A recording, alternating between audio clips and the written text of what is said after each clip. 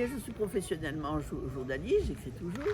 J'ai publié un livre chez Fayard sur l'Algérie jusqu'au Second Empire. Je suis une élue locale, et puis de ville et département. Et enfin, j'ai fondé l'association du Père Marie-Antoine, c'est la maison d'édition et le petit musée. En fait, on a écrit, après la mort du Père Marie-Antoine, un grand nombre de biographies, 9, sans compter d'autres biographies à l'étranger, pratiquement dans tous les pays d'Europe, aux États-Unis, au Canada. Mais j'ai senti le besoin d'un peu de dépoussiérer un peu les choses. Et puis, il y avait aussi un autre aspect, c'est que personne ne l'avait mis dans sa vie, son œuvre, dans son contexte historique, qui est une époque importante et qui a profondément marqué et influencé le Père Marie-Antoine. Donc vraiment, il fallait l'écrire. Alors il est né en 1825, il est à la Vorde, dans le Tarn, il a fait ses études au séminaire à Toulouse, il est devenu prêtre diocésain, vicaire à Saint-Gaudens, il a entendu l'appel franciscain, devenu capucin, missionnaire capucin pendant 50 ans, et il viendra fonder à Toulouse le grand couvent de la Côte Pavée, où sont actuellement les Carmes, et d'ailleurs la librairie Siloé. Voilà. Et pourquoi il est important pour Toulouse?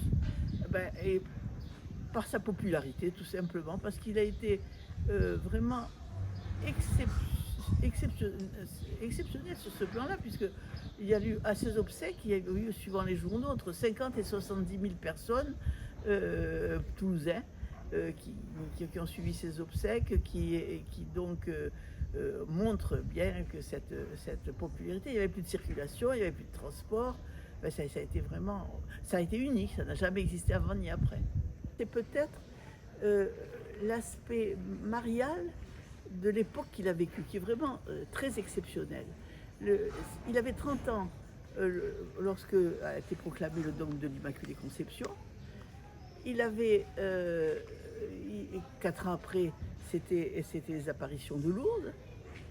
Et puis toutes ces apparitions, avant, pendant, après, c'est-à-dire rue du Bac, la Salette, Pont-Mai, etc. Pellevoisin. Voilà. Et puis son rôle effectif à Lourdes, où il a été vraiment le pionnier avec son ami le curé Peyramal. Ils ont inventé toute la liturgie populaire de Lourdes. L'histoire d'une époque qui a été quand même très très importante.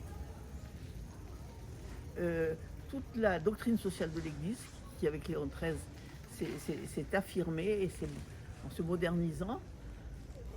Et un témoignage vraiment, un témoignage vécu à la poignée voilà, courageusement par le Père Marie-Antoine, qui était très inventif, très créateur. Je lui dirais qu'il soit croyant, ou qu'il soit simplement en recherche, ou même curieux d'un peu de ses racines. Je lui dirais, ouvrez ce livre, commencez à le lire, et vous ne le lâcherez plus. Et c'est l'explication de cette 4e édition.